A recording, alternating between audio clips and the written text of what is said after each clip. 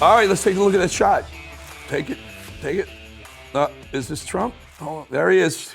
Ladies and gentlemen, yep, that's Trump, right? It's hard for me to see, it's a small screen. Yeah, there is. Ladies and gentlemen, the President of the United States awarding Charlie Kirk possibly Medal of Freedom.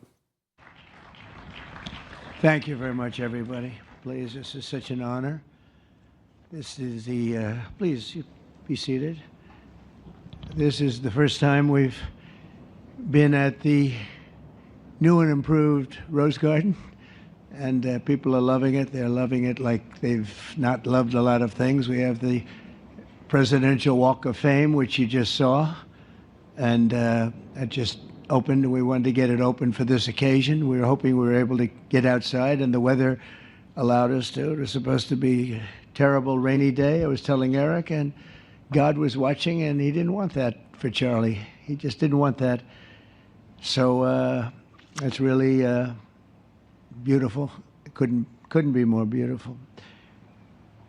Today we're here to honor and remember a fearless warrior for liberty, beloved leader who galvanized the next generation like nobody I've ever seen before, and an American patriot of the deepest conviction, the finest quality and the highest caliber, the late, great Charlie Kirk.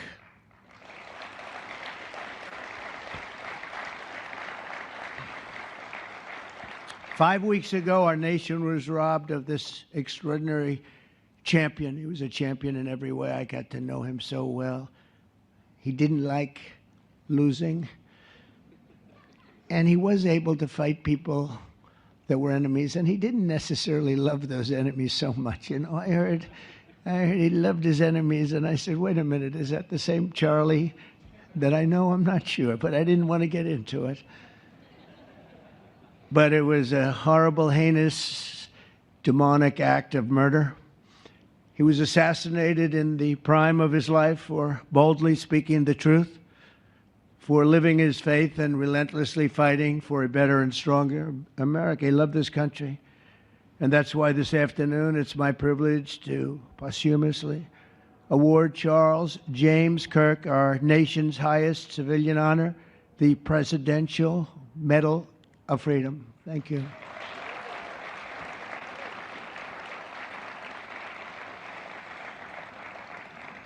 As you know, only hours ago, I returned from a very historic trip to secure peace in the Middle East. People said that couldn't be done. Charlie felt it could be done. Charlie felt it could be done. Thank you. Thank you. Thank you very much. But I raced back halfway around the globe. I was going to call Erica and say, Erica, could you maybe move it to Friday? And I didn't have the courage to call. But you know why I didn't call? Because I heard today was Charlie's birthday. And I said, you know, that was a definite. And I said, we're going to have to forget about some of those very big, very rich countries that expected me to be there. And I can tell you, based on the length of that flight, I wouldn't want to go back tomorrow. But I would not have missed this moment for anything in the world, nothing. And it's a very important time for our country, and our country is doing so well. It's never done better. We are a country with almost now $18 trillion of investment coming in. Nobody's ever seen anything like that. Previous administration had less than $1 trillion for 4 years. We have more than 18, it'll be much more than 20 by the time the year, more than $20 trillion. There's never been a country in the world that had anything like that. What's happened to our country is incredible in a short period of time. Charlie was a big person for, sir, could we close up those borders, please, a little bit? You know, they're really leaking badly. I said, Charlie, I haven't gotten there yet. But, you know, it came out last 4 months. Literally nobody was allowed into our country. And the only people that were allowed in were people that came in legally. The borders are absolutely stone cold closed. And they reported 0, 0, 0, and 0. So that's pretty good. But he was a big believer. He wanted people in the country more than I did, frankly. He wanted them to come in legally. And he got his wish. October 14th is Charlie's birthday, and he should have been turning 32 years old. I tell you, when I first met him, he was like 22, and I said, boy, he's awfully young, but I thought he was older than that, you know. He looked a little bit older than his age. That's okay, you know. That's not good when you're old, but when you're young, it's great. He had the best of all things, but he was special. But instead, Charlie is attaining a far more important milestone. We're entering his name forever into the eternal roster of true American heroes. He's a true American hero, an amazing person, way, way beyond his years. And I'm honored to be joined by a woman who has endured unspeakable hardship with unbelievable strength, and that's Charlie's widow, Erica. And I just want to thank you, Erica. He loved you so much. I was with him. Oh, please. Thank you, darling. Thank you. I was with him before I met Erica, and he told me he was going to get married. He said, you won't believe how beautiful she is. I said, well, then now that I meet her, he's right. But then he also said, and you know what? She's like the smartest person I know. See, they do go together on occasion. Not often. Not often. But on occasion they go together. But he was in love with you. He was deeply in love with you. It's great. Erica, your love and courage have been an inspiration to all of us, and we will always be here for you, and we're always going to be here for your gorgeous, beautiful children, and we'll never forget what your family has sacrificed for our country. Man loved our country. When things were going badly for our country, he was so, as you know, angry. He would get angry because he said it doesn't have to be that way. We're also pleased to be joined by an incredible group of Charlie's friends, very powerful friends, actually, and some not so powerful, and they're actually better people, okay? I know them all. They're the less powerful ones. I have to tell you that, all of you power guys down here. The best ones in the group are the ones that are less successful, but that happens too. No, they're all great, and they're here. And let's start with Erica's father. Where is Erica's father? Where are you? Where are you, Dad? Oh, look at him. Wow. I want to get a hat like that, too. I like that. How are you? Nice to see you again. Thanks as well to Vice President J.D. Vance, who's been fantastic. J.D., thank you very much. Great. Doing a great job. Did a great job on Sunday with George Slopadopoulos. I thought put him away pretty good. Second lady, who's a phenomenal woman, Usha Vance. Thank you very much, Usha. Thank you very much. Great woman. President of Argentina. He wanted to be here. That's Argentina's a serious flight, right? And he's become a superstar, and he's doing amazing things. He's a MAGA person, but it's make Argentina great again. That's what he does, right? And I want you to stand, please, Javier. Javier Milei. Doing a great job. Thank you very much. Many members of my cabinet are here. Just about all of them are here. I won't go into every single one of them, but I'll announce a few of the people that have really turned this country around and helped me. Incredible people.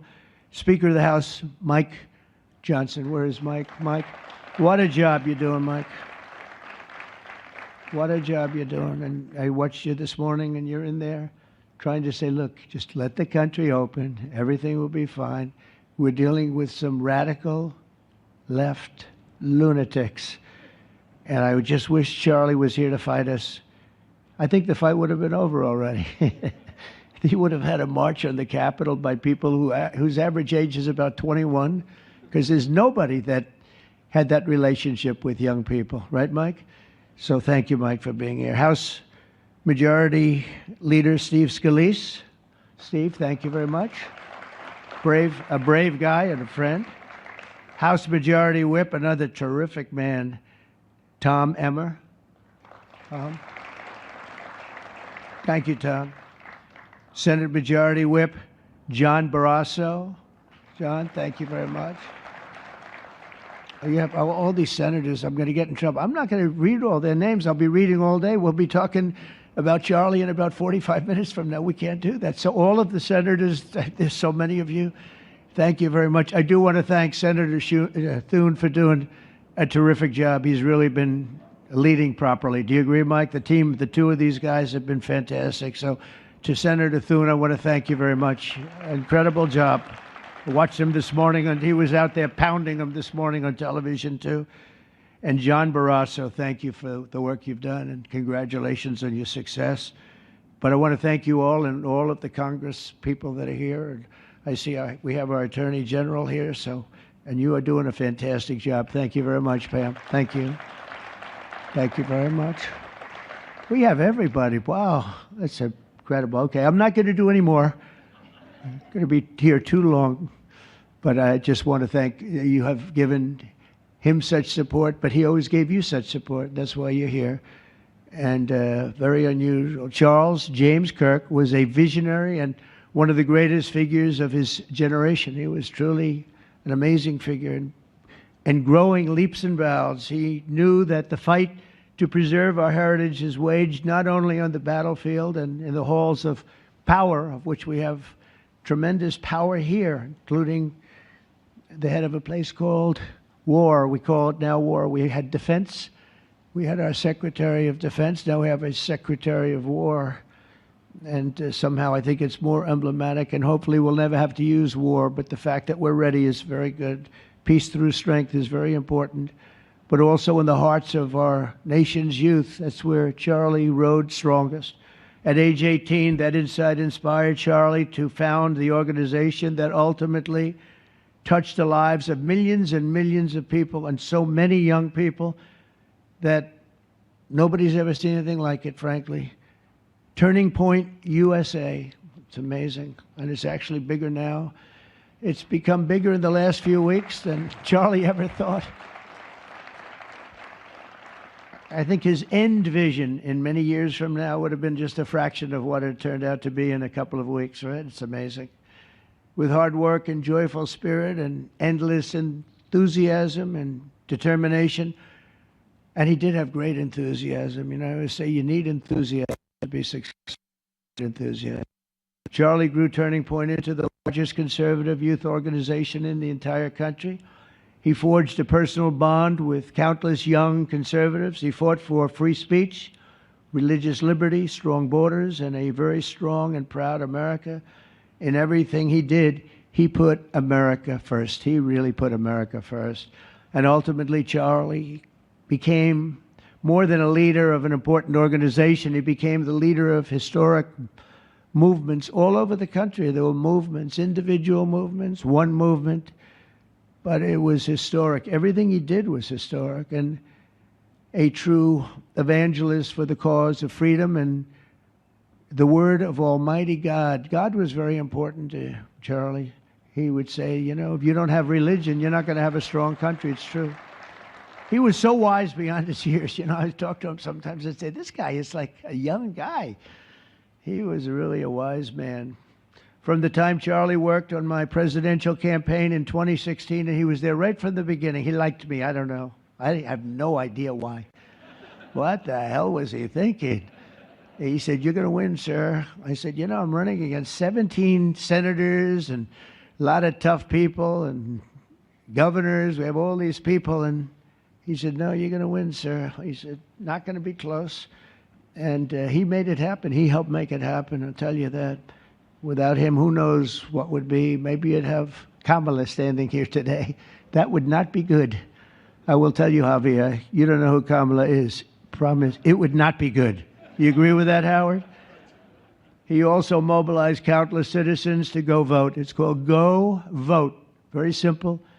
And with his help in 2024, we won more young people than any Republican by far in the history of our country. And we won the popular vote. We won them. Remember, they said, oh, well, if Trump could win 4, that would be nice. I win 7 by a lot, by a landslide. But the popular vote was massive. And We won the Electoral College. Remember, they said, well, it's going to be very hard. I'd say 270. Well, we got 312 to 226. And then we won something called districts and councils and different things. But in one case, we won 2,750 to 525.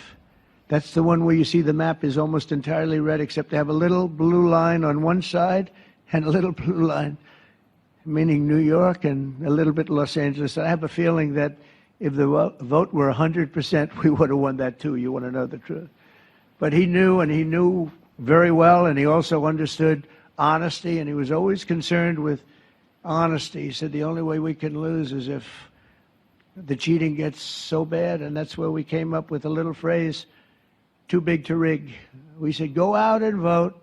Just go out and vote. And we had that. Remember, we used to say that all the time because people would say, oh, they're going to win. We don't have to vote. Let's go to a movie. We'll come home and watch later. And he wasn't about that. So we come up to, with really together, we came up with that phrase. We got to make it too big. I never made a speech where I didn't say at the end, now look, the polls are showing good. Don't believe the polls. He said, we're going to make it, Susie, right? Too big to rig. So if you think we're going to win by a lot, doesn't matter. Pretend we're losing. You got to go out and vote. They voted. And at 9:02, the whole thing was over, right? 9:02. Remember they said, oh, this could go a few days. Well, it went a few minutes. 9:02. And he knew that. And I felt it, but he knew it. He knew it. I think he knew it more than anybody. But Charlie never missed an opportunity to remind us of the Judeo-Christian principles of our nation's founding or to share his deep Christian faith. In his final moments, Charlie testified to the greatness of America and to the glory of our Savior, with whom he now rests in heaven. And he is going to make heaven. I said, I'm not sure I can make it, but he's going to make it. He's there. He's looking down on us right now. It's so incredible. Look at this, how this turned out. This was supposed to be so dark and cloudy. Not dark and cloudy, is it? Look at that, how beautiful that is. There's no artist that can capture it as beautiful as it is today. Wow, it's amazing. As I said, on the day that he was assassinated, Charlie Kirk was a martyr for truth and for freedom. And from Socrates to think, and to St. Peter, from Abraham Lincoln to Martin Luther King, those who change history the most, and he really did, have always risked their lives for causes they were put on earth to defend. He was put on earth to do exactly what he was doing. He didn't want to waste time. He would have been a top student at any college in the country. I know the college as well. He's smarter than the guys there. He was so smart. But he almost, I guess, didn't have the time. He knew what he wanted to do. It wasn't like, gee, I want to sit in the classroom for 4 years listening to people teach me liberal principles, because they were never going to teach him that anyway. But he didn't have the time. He really didn't have the time. But every time the enemies of goodness and virtue tried to silence the voice of righteous and noble leaders like Charlie, they failed. They seem to fail. Ultimately, they look like they're doing well, and then they end up failing, because the truth has been unrelenting over the years, over history. And people like Charlie, it's just they've got a power that others don't have, and very few people will ever have.